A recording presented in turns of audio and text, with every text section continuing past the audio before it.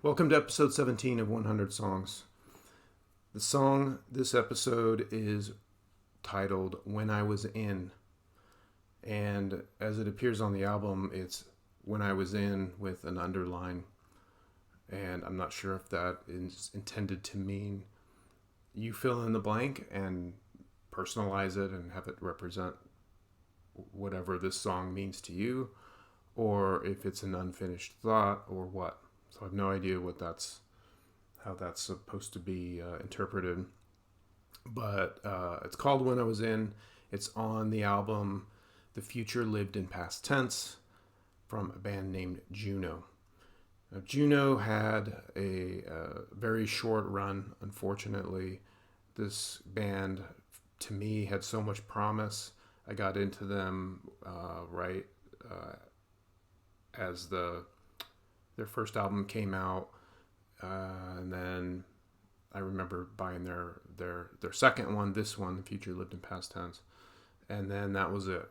They were done after that, and super bummed.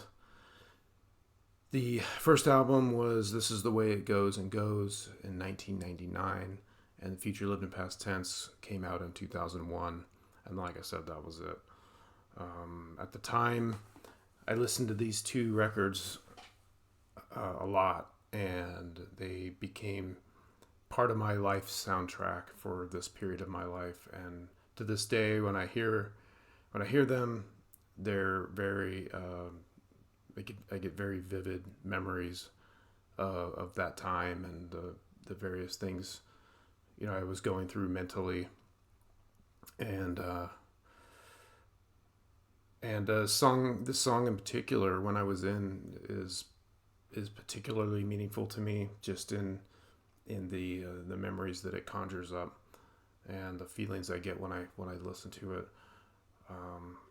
Again, sad that and a shame really that this band didn't get the notoriety it deserved and could continue on. I mean, the potential catalog at this point could be really amazing. Not a lot of information on the internet about this band, unfortunately. Just their short run. I'm not sure why they called it when they did.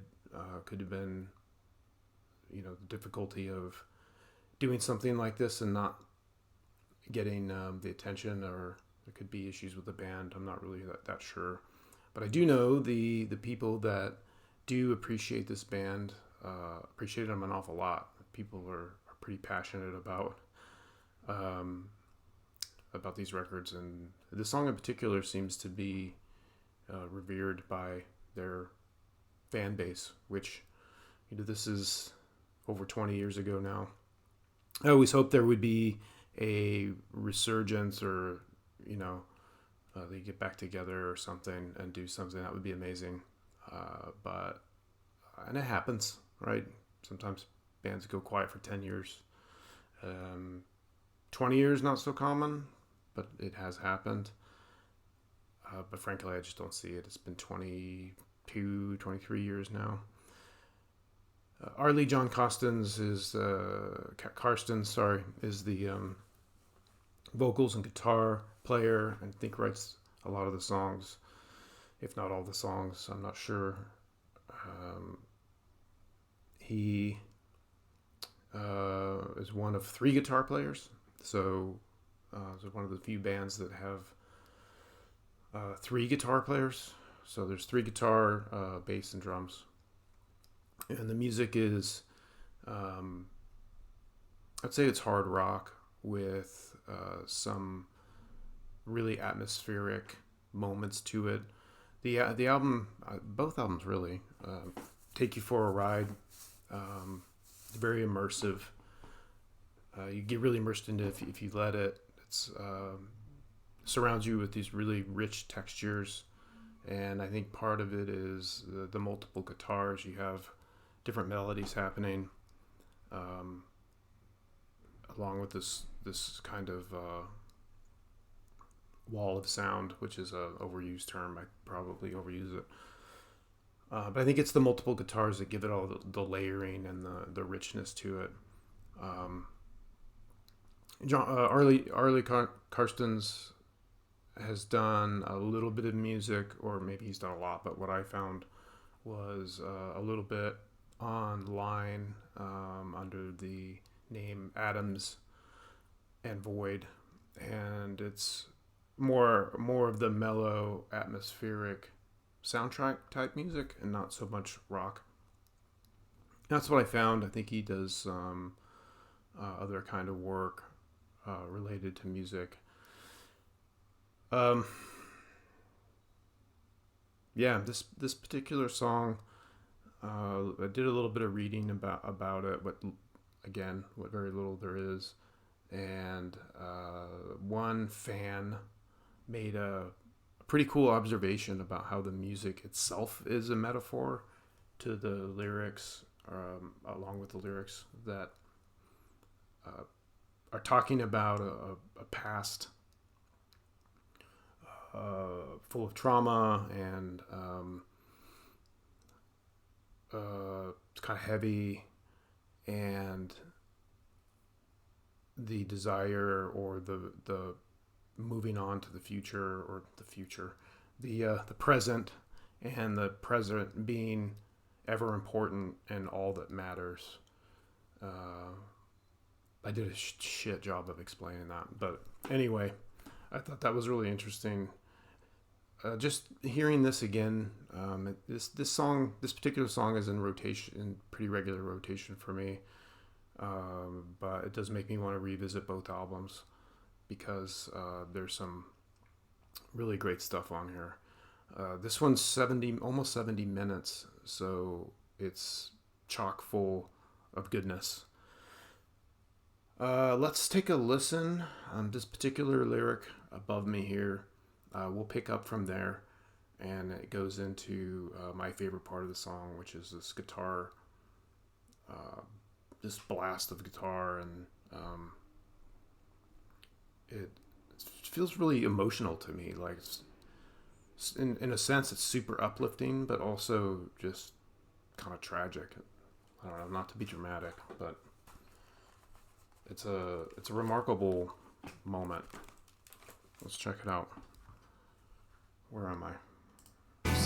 Memorial Drive, you'll be the last to leave, to say you're good,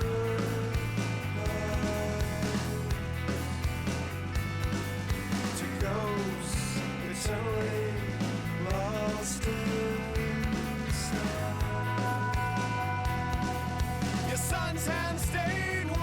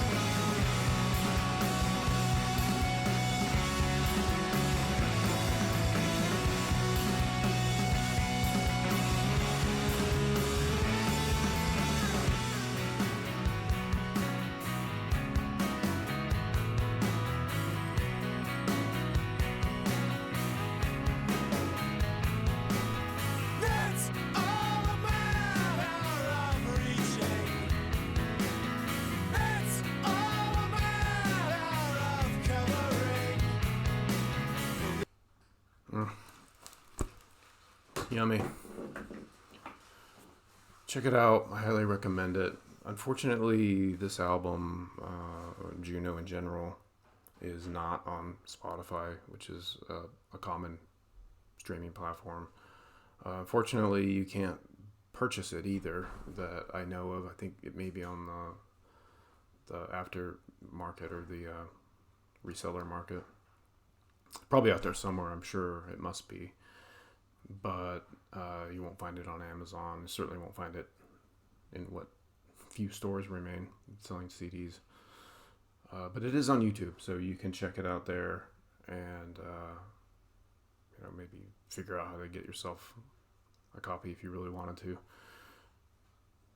So let's go to the wheel next.